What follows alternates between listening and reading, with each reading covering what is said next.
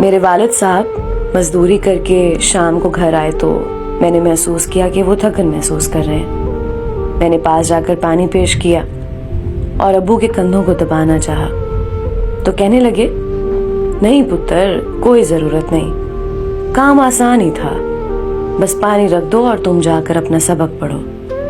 میں ابو کے کہنے پر دوسرے کمرے میں چلی گئی اور امی سے کہا کہ امی ابو کا خیال رکھا کریں، آپ تو انہیں بالکل ہی نہیں پوچھتی، جیسے وہ صرف پیسہ کمانے والی مشین ہے۔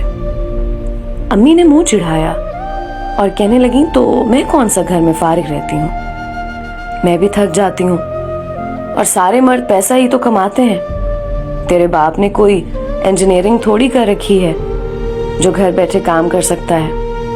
میں امی کی بات سن کر حیران ہو کر اپنے کمرے میں چلی گئی اور سوچنے لگی کہ میرے گھر میں جو کھانے پینے کا سامان آتا ہے وہ ایک ایسا شخص لاتا ہے جس نے کبھی تھکن محسوس نہیں کی، اور اس کی بیوی اسے پانی دینے کو تیار نہیں۔ مجھ سے رہا نہ گیا، میں ابو کے کمرے میں گئی۔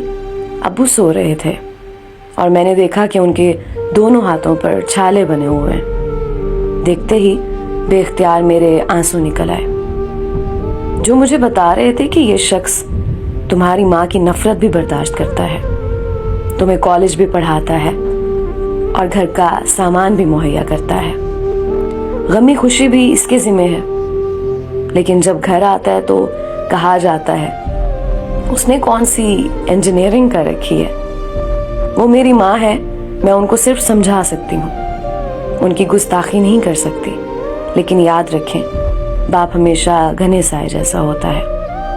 اگر ماں کے قدموں تلے جنت ہے تو نبی کریم صلی اللہ علیہ وآلہ وسلم نے فرمایا کہ باپ اس جنت کا دروازہ ہے۔